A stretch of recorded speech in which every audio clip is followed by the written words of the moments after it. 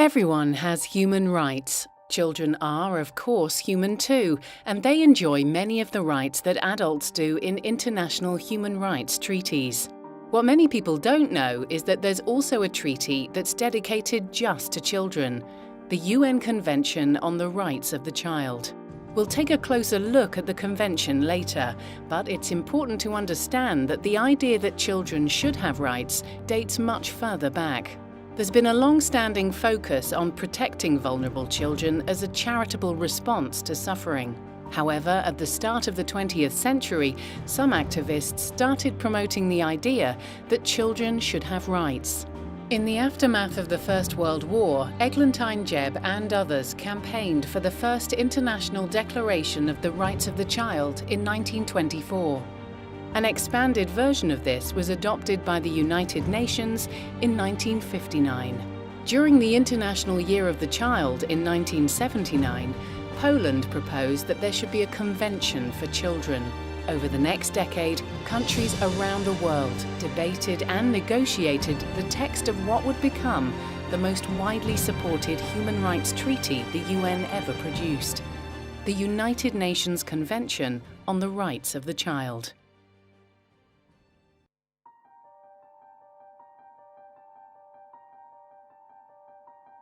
The United Nations is an international organization committed to maintaining peace and security and to promoting human rights. One of the ways it does this is through international human rights agreements. Based on three core principles of human rights: dignity, equality, and respect, the United Nations Convention on the Rights of the Child is one of these and sets a global human rights agenda for every person under the age of 18. It was recognized by the vast majority of UN member states in 1989 and is now the most ratified human rights treaty. Countries that ratify treaties are called states parties.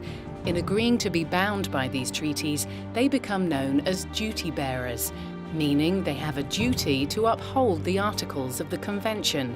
In practice, this includes everyone who works for the government, such as police officers, lawyers, teachers, and social workers. Those who benefit from human rights treaties are known as rights holders. So, in this case, anyone under the age of 18 is a rights holder. This applies irrespective of their sex, religion, race, disability, and even whether they're a citizen of the country or not. Parents are also rights holders under the Convention. They are entitled to assistance from the state in raising their children, and they're entitled to provide their child with advice and guidance. As the Convention is an agreement between states parties, individual citizens do not have any responsibility to uphold it. However, if they work for or act on behalf of the country's government, then they do. For example, if there's a culture of bullying in a school, the school has a responsibility to take appropriate action so that all children can learn in a safe environment. The children are not under any obligations under the Convention, but should, of course, be guided by staff not to infringe the rights of the child being bullied.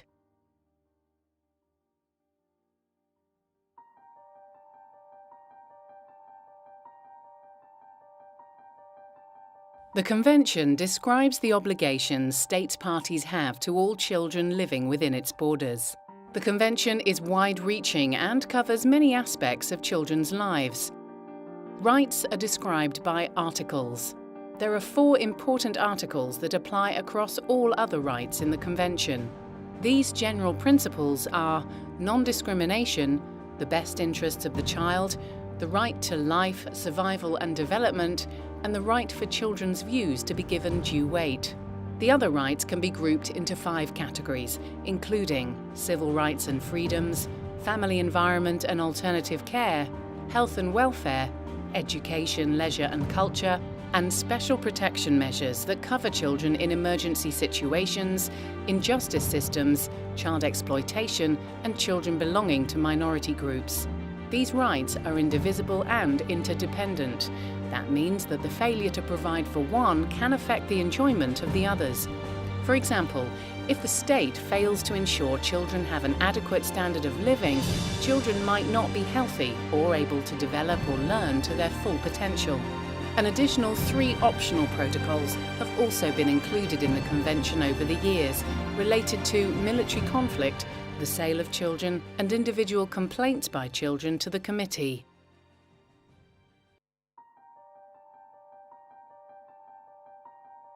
The main way the Convention is enforced is through ongoing monitoring by a team of independent experts called the UN Committee on the Rights of the Child. State parties must submit a progress report to the committee every 5 years, and their assessment is supplemented with information from other organisations, such as NGOs and children's commissioners. Children can also submit evidence to the committee, sometimes in person by attending the committee meeting. The output from the whole process is a report called the Concluding Observations. It summarises the committee's views on the state of children's rights in each country. But it doesn't stop there.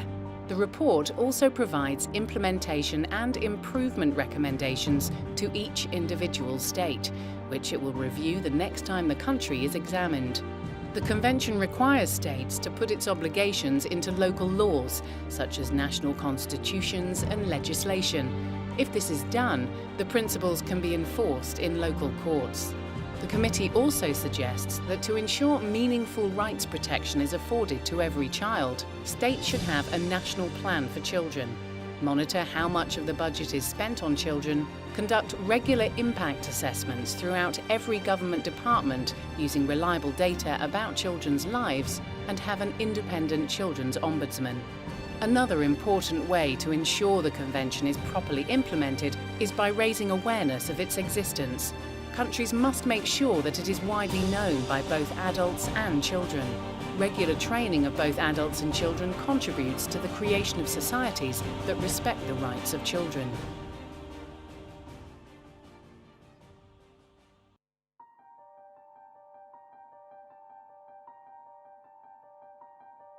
The Convention on the Rights of the Child matters more than many people imagine. For one, in recognising that children are rights holders and that states are duty bearers, governments and all those who work for them are bound by a set of internationally ratified human rights articles that must be adhered to. This means that duty bearers must consider and apply the provisions of the Convention in all aspects of their work that affect children. This means that they should respect, protect and fulfil all of the obligations to which they have signed up. The Convention means that states can be held accountable for their actions in relation to children.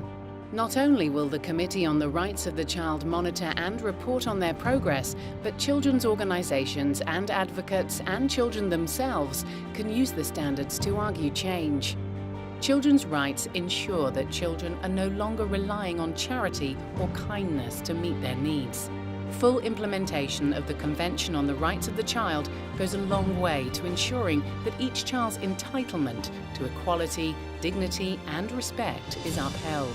Every child, everywhere, should enjoy the rights contained in the United Nations Convention on the Rights of the Child.